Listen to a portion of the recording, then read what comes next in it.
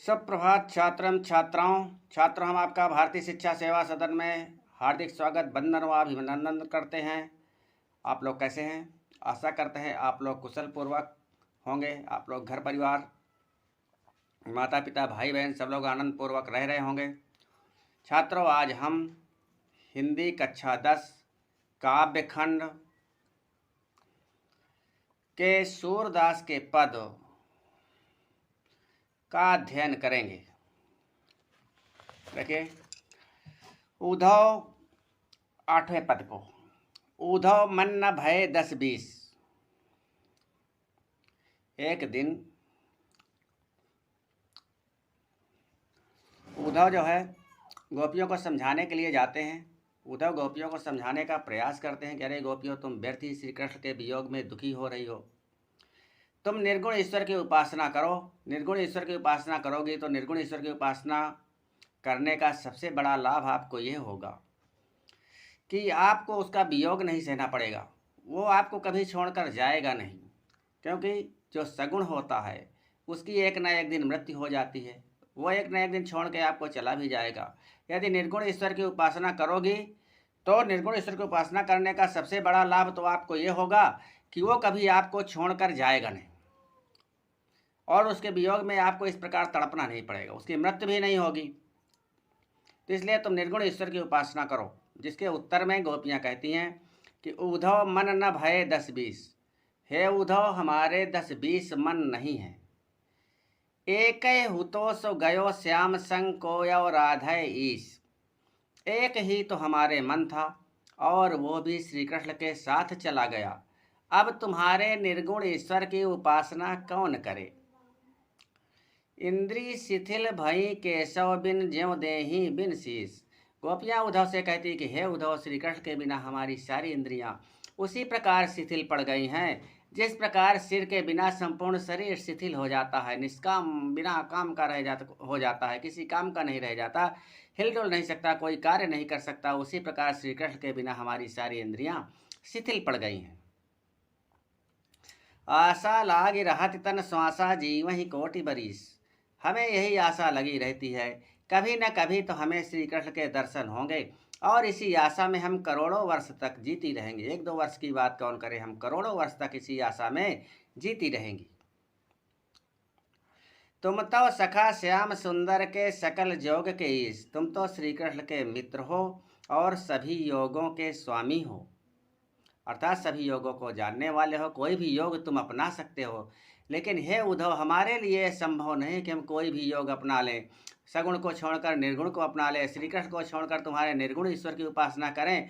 हमारे लिए ऐसा संभव नहीं है, क्योंकि सूर हमारे नंद नंदन बिन और नहीं जगदीश। सूरदास जी कहते हैं, गोपियाँ उद्धव से कहती कि हे उद्धव, तुम तो ज्ञानी हो, तुम तो कोई भी मार्ग अपना सकते हो, लेकिन हमारे तो नंद नंदन श्री कृष्ण के अतिरिक्त अन्य कोई दूसरा ईश्वर है ही नहीं। हाँ छात्रों, ये ब्रजभाषा है, गेय पद है, और इसमें वियोग श्रृंगार है। गोपियों की वाग विदग्धता और वाक पटुता का इसमें बड़ा ही सुंदर वर्णन किया गया है। अगला पद देखिएगा।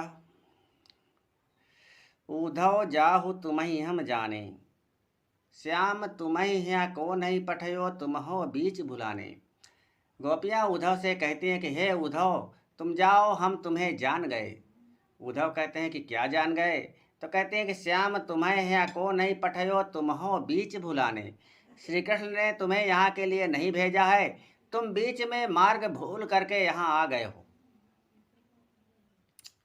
ब्रज नारिन सौ जोग कहत हो बात कहत न लजाने। ब्रज के नारियों को आप योग की शिक्षा दे रहे हैं, ये बात कहते हुए आपको लज्जा नहीं आती। बड़े लोग न विवेक तुम्हारे, ऐसे भय अयाने। आप बड़े हैं किंतु फिर भी आपके विवेक नहीं है, आपके बुद्धि नहीं है, आप ऐसे अज्ञानी हो रहे हैं। हम सौ कही लई हम सही के जिय गुण लेहु सयाने। हमसे आपने कहा और हमने आपकी बात सह लिया। हे उद्धव, हमने आपको कुछ कहा नहीं, अब आप हमारी ये बात मन ही मन समझ लो कि हम आपको कुछ कहते नहीं, आपका सम्मान रखते हैं, आपकी आन रखते हैं, तो अब इसके आगे और कुछ मत कहिए। कहाँ अबला कहाँ दशा दिगंबर मस्ट करो पहचाने। कहाँ हम अबला नारियां और कहाँ आप हमें दिगंबर होने की शिक्षा देते हैं। हे उद्धव, अब आप चुप ही हो जाइए, अब इसके आगे और कुछ न कहिए। और आगे अब हमारी सुनने की क्षमता समाप्त हो रही है, हमारे धैर्य की सीमा समाप्त हो रही है, अब इसके आगे अब और कुछ न कहिए। साच कहो तुमको अपनी सौ बूझत बात निदाने। देखिए गोपियां बड़ी चतुर हैं। उद्धव को उद्धव की ही शपथ देती हैं, अपनी सौगंध नहीं देती। उद्धव को कहती है, उद्धव तुम सच सच बताओ, तुमको तुम्हारी ही सौगंध है। हम तुमसे एक बात पूछ रही हैं कि श्याम सूर श्याम जब तुम्हें पठायो तब नए कहूँ मुस्काने। कब क्या जब श्री कृष्ण ने तुमको यहाँ के लिए भेजा था तब क्या वे जरा सा मुस्काए थे? क्या मुस्कुराकर उन्होंने तुमको यहाँ भेजा था? प्रस्तुत पद में गोपियों का उद्धव के प्रति बहुत सम्मान जनित और तर्कपूर्ण ढंग से उत्तर देने का वर्णन किया गया है कि गोपियाँ कितनी चतुरता से उत्तर देती हैं, जिसमें उद्धव का अपमान भी न हो और वो आगे गोपियों से निर्गुण ईश्वर की उपासना का संदेश भी न दें।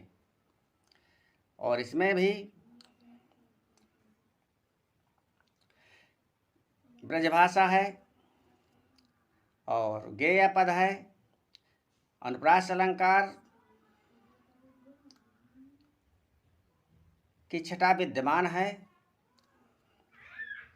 इसके आगे देखिएगा, अब निर्गुण कौन देश को बासी, मधुकर कही समझाई सौहृदय बूझत साँच न हासी।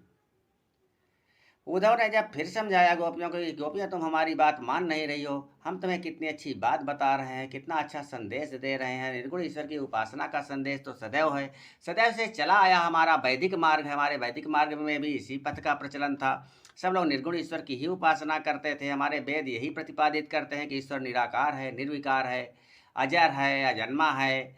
तो हम वही ज्ञान आपको दे रहे हैं, आप निर्गुण ईश्वर की उपासना का संदेश ही तुमको दे रहे हैं, कोई दूसरा नहीं दे रहे हैं, कोई गलत बात नहीं सिखा रहे हैं, फिर भी तुम हमारी बात नहीं मान रही हो। इस पर गोपियाँ उद्धव से कहती हैं कि हे उद्धव, आप बहुत दिन हो गए, आप निर्गुण निर्गुण की रट लगाए हुए हैं, निर्गुण ईश्वर आप बार बार ही चिल्ला रहे हैं, तो जरा हमें बताइए तो कि आपका निर्गुण ईश्वर किस देश का रहने वाला है। मधुकर कही समझाई सौहृदय बूझत साँच न हासी। हे भंवरे, तुम हमें सच सच बतलाओ, हम तुमको सौगंध देकर पूछ रही हैं, तुमसे कुछ हंसी नहीं कर रही। को है जनक कौन है जननी, कौन नारी को दासी। तुम्हारे निर्गुण ईश्वर का पिता कौन है, उसकी माता कौन है, उसकी पत्नी कौन है और उसकी दासी कौन है। कैसो बरन वेश है कैसो, की रस में अभिलाषी। तुम्हारे निर्गुण ईश्वर का रंग कैसा है और उसका वेश कैसा है, किस रस की इच्छा रखने वाला है, किस रस का इच्छुक है, किस रस में अभिलाषा रखने वाला है, ये तो बताओ। कहते पावे गो पुण्य कियो आपनो जौरे करे गो गासी। गोपियाँ उद्धव से कहती हैं कि हे उद्धव, तुम सच सच बतलाओ, यदि तुम हमसे छल कपट करोगे तो अपनी करनी का फल तुम बिल्कुल स्वयं भोगोगे। सुनत मौन होई रहो बावरो सूर सबय मतिनासी। सूरदास जी कहते हैं, गोपियों के इस प्रकार के प्रश्नों को सुनकर उद्धव की बुद्धि चकरा गई, उनसे कुछ उत्तर देते नहीं बना। उद्धव बौरा गए, निरुत्तर हो गए।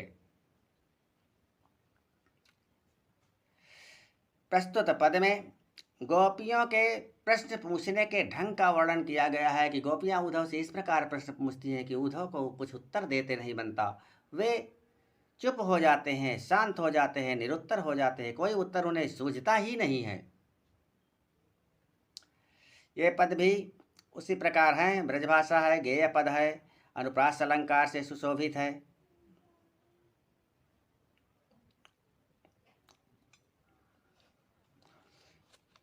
अब अगला पद देखिएगा, संदेशो देवकी सौ कहियो, हाँ तो धाई तिहारे सुत की मया करत ही रहियो। एक यात्री है, गोकुल से मथुरा की ओर जा रहा है। यशोदा माता उससे पूछती हैं कि यात्री, क्या तुम मथुरा जा रहे हो? यात्री कहता है, हाँ माता, मैं मथुरा जा रहा हूँ। तो कहती है कि तुम मेरा एक संदेश लेते जाना और देवकी से जाकर के कह देना। वही कह रही हैं कि संदेशो देवकी से कहियो, हे यात्री तो मेरा संदेश माता देवकी से जाकर कह देना कि हाँ तो धाधाई तिहारे सुत की मया करत ही रहियो। मैं तो तुम्हारे पुत्र की केवल धाय माँ ही हूँ, अर्थात दूध पिलाने वाले और पालन पोषण करने वाली माँ ही हूँ। तुम हम पर दया बनाए रखना। मैं तो तुम्हारे पुत्र की केवल धाय माँ ही हूँ, तुम हम पर दया बनाए रखना। यद्यपि टेव तुम जानत उनकी तऊ मोहि कही आवे। यद्यपि तुम उनकी आदतों को जानती होगी, फिर भी मुझसे कहे बिना नहीं रह जाता। यद्यपि तुम उनकी आदतों को जानती होगी, फिर भी मुझसे कहे बिना नहीं रह जाता। अर्थात श्री कृष्ण की आदतों को इतने दिन में तुम समझ गई होगी, उन्हें कब क्या चाहिए, कब किस चीज़ की इच्छा होती, कब क्या खाना पसंद करते हैं, कब क्या पहनना पसंद करते हैं, तुम जान गई होगी, लेकिन फिर भी मुझसे कहे बिना नहीं रह जाता। प्रात होत मेरे लाल लड़ाईते माखन रोटी भावे। प्रातः काल होते ही मेरे प्यारे लाल की इच्छा मक्खन रोटी खाने की होती है। तेल उबटनो अरु तातो जल ताहि देखी भज जाते। तेल उबटन और गर्म जल देखकर जब वे भाग जाते थे, तब जोई जोई मांगत सोई सोई देती, क्रम क्रम करिकै नहाते। तब वे जो जो मांगते थे वही वही वस्तु मैं उनको देती थी। तब वे क्रम से स्नान करते थे। क्रम से का मतलब पहले उपटन, फिर तेल और फिर स्नान, इस प्रकार ये क्रम था। तब वे क्रम से स्नान करते थे। सूर पथिक सुन मोहि रैन दिन बढ़ो रहत उर सोच। सूरदास जी कहते हैं, यशोदा माता यात्री से कहती हैं कि हे यात्री, मुझे रात दिन यही सोच बना रहता है, यही चिंता बनी रहती है कि मेरो अलग लड़ई तो मोहन हुई है करत सकोच, कि कहीं मेरा प्यारा मोहन वहाँ संकोच ना करता हो।